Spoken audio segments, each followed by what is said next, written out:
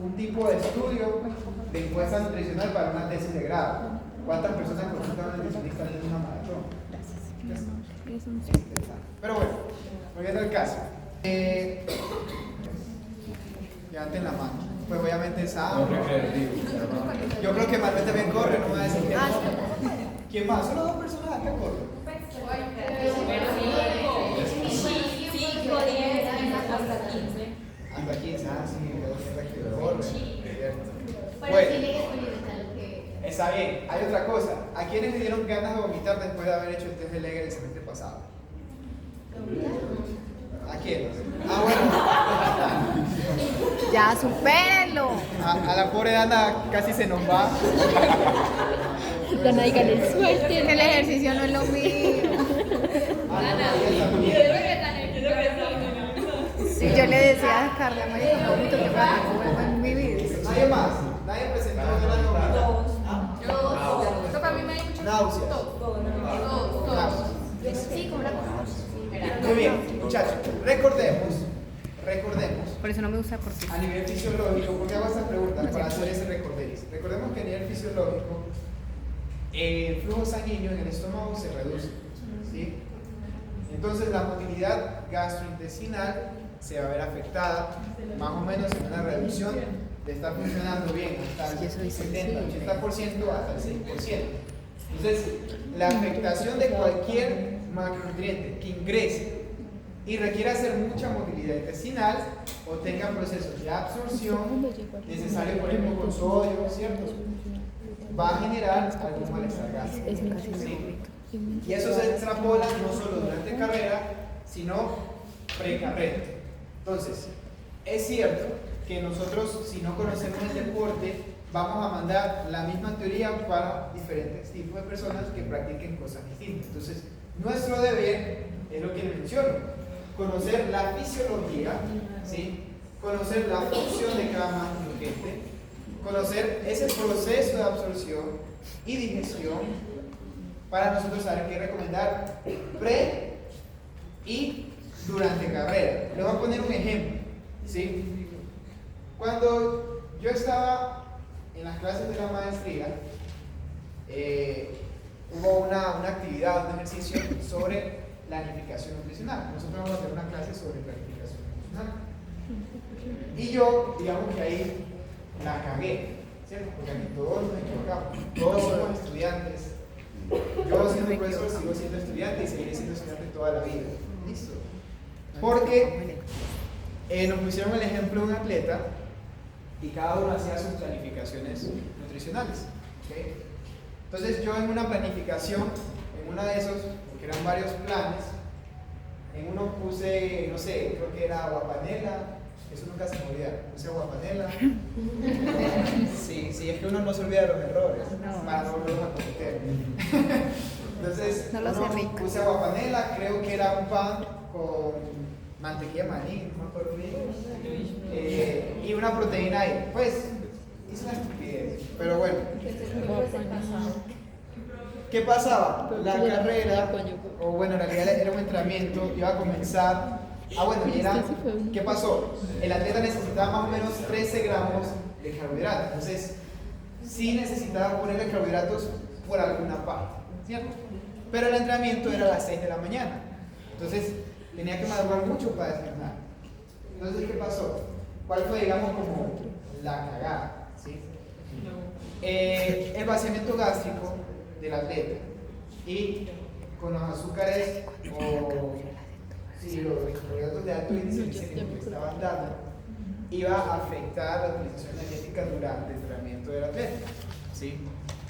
Obviamente ese error pues, lo corregí, no lo volví a cometer y cambié un poco mi perspectiva de la utilización de carbohidratos. Si bien es cierto, uno a veces tiene que dar altas dosis, tampoco que se puedan poner en cualquier momento del día. Eso no es nutrición deportiva. Uno tiene que saber utilizar la estrategia. Entonces, ahí lo que había que hacer era acomodar un poco, dar carbohidratos de bajo índice glicémico, no hay tantas cantidades, y dar un poquito más de proteína para hacer un ajuste durante el deporte, ¿sí? Porque con la comida nocturna ya podíamos hacer digamos, un proceso adaptativo durante el entrenamiento de manera adecuada, sin incrementar tanto el uso de carbohidratos, al menos en esa etapa del día, ¿sí? Entonces, ¿por qué traigo ese ejemplo aquí a la clase? Es básicamente porque eso pasa en carrera, ¿sí? Que nosotros tenemos la creencia de que porque es una carrera de resistencia y porque es el atleta que va a correr 20 kilómetros, hay que darle geles y geles y geles a demanda. Y eso no pasa así, porque va a presentar daño gastrointestinal. Y si hay un daño gastrointestinal, el rendimiento no va a ser efectivo. Entonces, se los dejo como experiencia para que la tengan ahí pues, en su mente, en su radar, y para que lo tengan para actividades que vamos a hacer más adelante. Porque ahí saben que ya, yo digamos soy benevolente en algunos momentos, pero si ya yo les explico un tema, ya no tanto. Entonces, van a tener que explicar por qué dar tanto, por qué dar menos, por qué dar más, ¿cierto? Sí, Básicamente. pues. Entonces, eso, muchachos, ¿qué iba a preguntar Samuel? No, yo no. Ay, como hiciste así, pensé que ibas a decir algo. No, nada. ¿Listo? ¿Alguien más? ¿No? ¿Claro? Samuel. Sí, pues. ¿No? Hable. Mari. No, yo quería, pero no alcanza a escuchar qué fue lo que le digo. No lo escuché la guapanela. Ah, ok. No, era agua panela. Y lo peor es que ese ejemplo era muy parecido al mío, porque a mí me gusta. Entonces yo, digamos que cometí un error porque puse mi perspectiva y quité, digamos, puse mi pasión y quité la parte profesional. Me puse agua panela con mantequilla de maní, un cuarto de mantequilla de maní y una proteína extra. O sea, tenía mucha grasa, tenía mucho carbohidrato y eso pues no es bueno para un atleta. Pero yo sí puedo comer eso. Pero O para sea, yo el sí. eso. Antes yo si no desayuno bien, más o menos unas 800 calorías antes de entrenar, no soy persona. Yo. ¿Cierto? Sí. Son una arepa con mantequilla, 4 huevos, 3 panes, mermelada y agua panela. Y no me da nada, pues, pero obviamente eso no se puede pasar a los pacientes. ¿Listo? Acá. Entonces, chicos, acá se mostraban otros estudios, ¿sí? Con el uso de las concentraciones de cuerpos cetónicos en sangre y el rendimiento deportivo. Entonces, ¿qué se encontró? El N de este trabajo fueron de 23 ciclistas entrenados trabajando más o menos a un VO2 máximo de 65 ml por kilogramo de peso por minuto. ¿Ok? Básicamente, nosotros aquí se estaba viendo si los ésteres de cetona a niveles de aumento en la concentración sanguínea iban a tener un efecto negativo en el rendimiento deportivo. Entonces, vuelvo y toco el tema.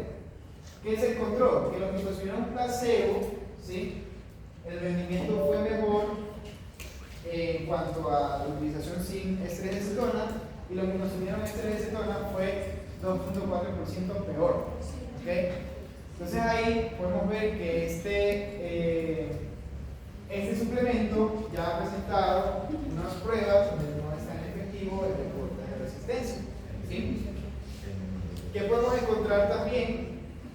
Que a veces las industrias quieren volver y hacer más pruebas y ver si es efectivo y no termina siendo conveniente los análisis. ¿Ah? Sí, no. Primero se aumentaron las concentraciones de cuerpo cetónico en sangre para ver cómo rendían durante la actividad y no fue algo efectivo. Exactamente, no fue tan efectivo. ¿Sí? Que si hubiera hecho con carbohidratos, pues la cosa hubiera sido distinta. Entonces, bueno. Y eso, muchachos, nos remite a una teoría, otra prueba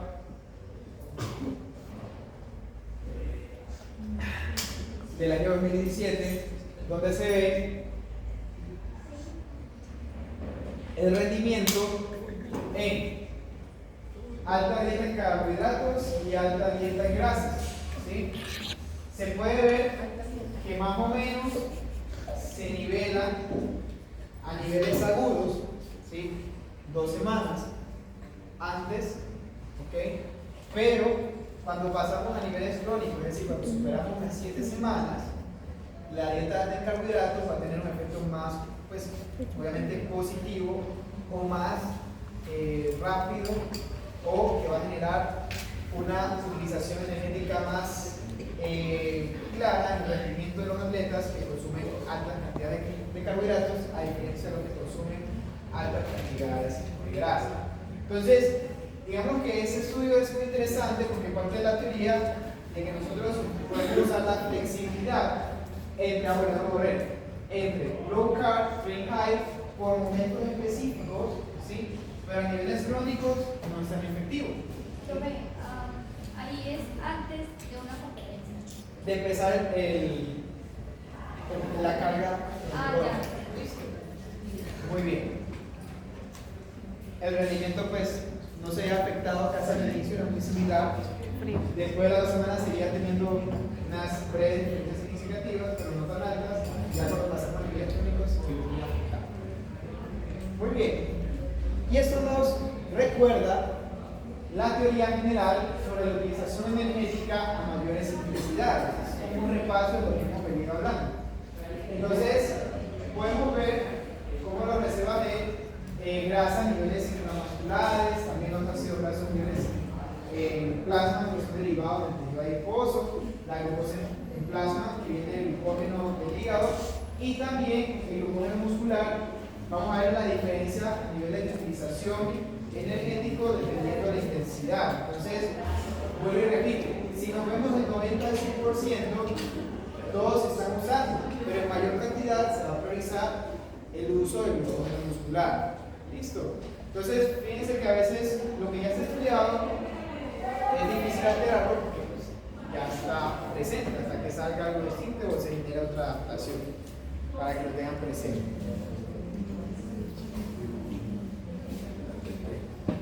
¿Eso a qué nos lleva, muchachos?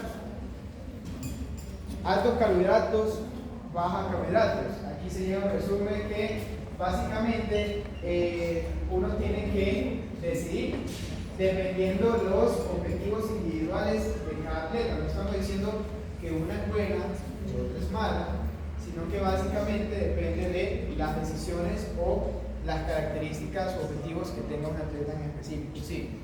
Oye, ese complemento de los cuerpos mecánicos es como que nos mostraron pues tiene como los beneficios como el del Congreso de la ATP, que el ATP No. también. No, el de ATP pues promulga cosas distintas y que mejoran otras. ¿Listo? Porque el del cuerpo cetónico básicamente es que esto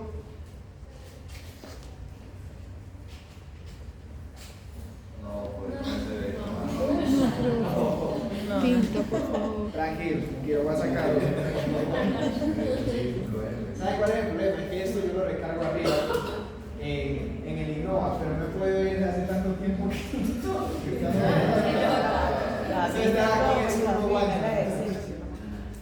Aquí sí, ¿verdad?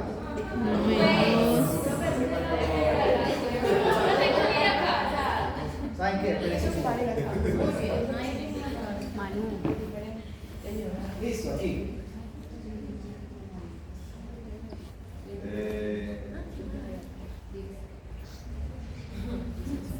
Cójalo que se lo cargamos. Entonces, los cuerpos cetónicos, ¿sí? El objetivo es que nosotros podamos usar esto como energía, ¿sí? Como energía y usarlo más rápido en la célula, ¿ok? Básicamente, y en nuestra mitocondria. ¿Listo? Esa es la idea, básicamente. Es una mitocondria. ¿Qué es lo que promulgaba el suplemento que menciona Emanuel? Les voy a hacer un pequeño resumen. En el Congreso de la ISCN del año 2024, hubieron varios expositores que mencionaban diferentes generalidades o actualizaciones hacia la nutrición deportiva, como lo era el consumo de proteína, el consumo de creatina, consumo de ATP sintético, así mismo como estrategias de consumo de carbohidratos y estrategias deportivas, ¿okay? En deportes de resistencia, deportes de autorresistencia y deportes de fuerza. Ahora, un apartado en ese espacio del Congreso donde mencionaron un suplemento que se llamaba, básicamente era ATP sintético, ¿sí? Eso era muy raro porque básicamente lo que decían los autores o los presentadores del producto era que el ATP básicamente ya estaba listo para actuar, ¿sí? Y recordemos que el ATP es básicamente lo que nosotros necesitamos para la utilización energética, ¿ok? Ay. Bueno, vamos.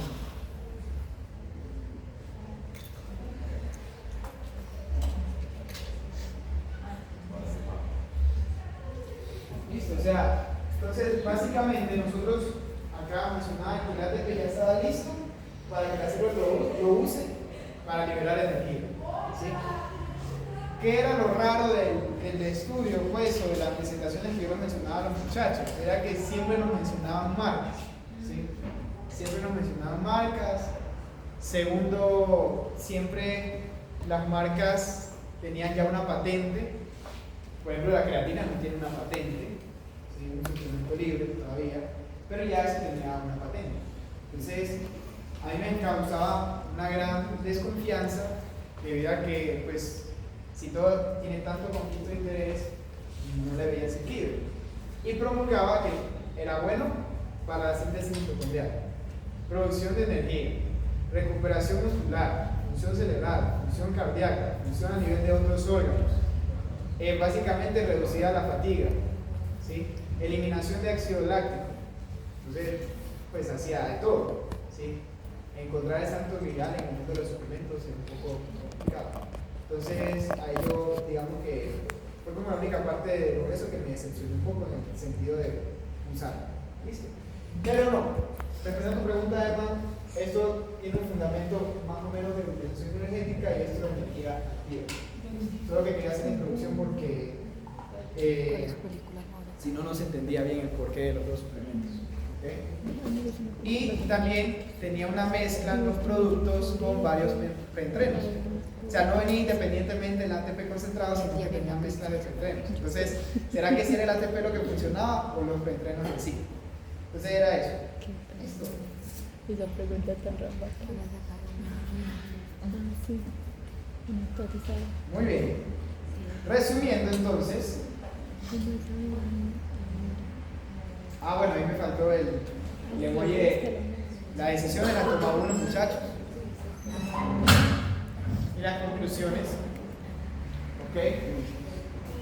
Yo les voy a hacer un zoom para que los vean bien. Entonces tenemos unas conclusiones positivas y otras negativas. Ok.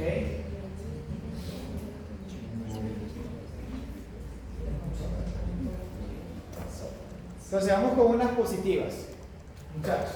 Primero, la grasa como combustible, que es el amarillo. Voy a centrar aquí en el amarillo. La grasa como combustible. La grasa pues obviamente es importante como combustible para el descanso y durante ejercicios de moderada o baja intensidad, ¿sí? Nosotros podemos oxidar los triglicéridos intramusculares o los ácidos libres en plasmas, pero también la disponibilidad es limitada. ¿Listo? Como para que veamos un resumen general. Voy a ir con una negativa, la primera de arriba. Las dietas altas en grasas, ¿sí? La adaptación resultante de una dieta alta en grasa pues sería la oxidación de grasas durante el ejercicio, pero no incrementaría mucho el rendimiento, lo que podría haber una disparidad entre la intensidad elevada y el rendimiento deportivo. ¿Sí? Una disparidad entre la intensidad elevada y el rendimiento deportivo. ¿Ok? Voy con una positiva. El consumo diario de omega 3, ¿sí? Que puede ser proveniente de suplementación o de consumo de ácidos grasos de pescado o aceites de pescados, básicamente sí va a tener un beneficio en la recuperación y el rendimiento deportivo. Así que si suplementan con EPA o DHA, bacano. ¿Listo? Chévere.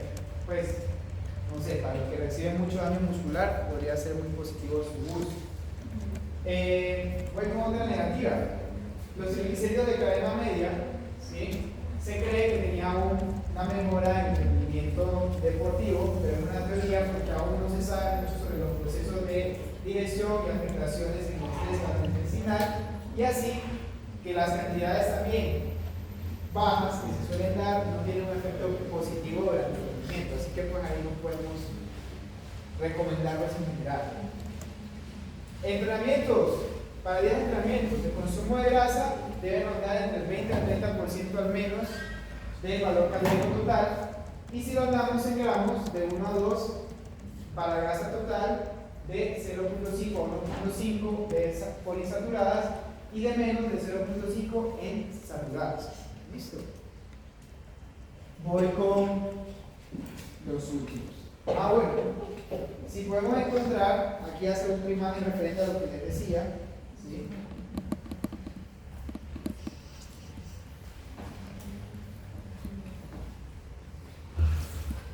A lo que les decía, y es, por ejemplo, este icono de calendario, los que están en rojo, también uno puede hablar sobre momentos específicos de datos, menos o mayor cantidad de grasa. Fue como otra negativa, los quemadores de grasa. Se cree que incrementa la oxidación de grasas con suplementación, pero también no se sabe cómo afectaría la capacidad de oxidar estas mismas grasas, por ende no se ve muy detallado el efecto en el rendimiento deportivo. ¿Okay? Hay que tener claro también la tasa de oxidación de grasas como conclusión, sí, que la tasa ronda entre el 60 al 65% de VO2 máximo y se ve limitado más o menos a 1 a 2 gramos por minuto, ¿sí? Por ende, la oxidación de grasas no se puede sufrir con una utilización de ATP de manera rápida en ejercicios de alta intensidad, por ende debemos recurrir a otro tipo de macronutrientes. Para otro bueno, ¿sí? En los días de competencia se evita, fíjense, se evita el uso de grasas o comidas altas en grasas pre-evento, ¿sí? Asimismo, alimentos deportivos que contengan altas cantidades de grasa durante eventos o que tengan una absorción gástrica lenta en los días de competencia. Ahí se responde lo que preguntaba Samuel hace unos momentos. ¿Okay? Los cuerpos cetónicos, si los niveles están incrementados y el consumo y este tipo bajo en carbohidratos, puede ser una alternativa para la glucosa, pero aún no se ve un efecto positivo en la función muscular. Y para recomendación, incluir grasas poliinsaturadas, aceites de pescados o snacks con contenidos de grasas poliinsaturadas post-eventos puede traer efectos antiinflamatorios. ¿Listo? En el organismo. Entonces, esas serían como las conclusiones de lo que estábamos hablando en cuanto a grasa. Muy bien. Muchas gracias, muchachos. Es que No. aquí. Sino que la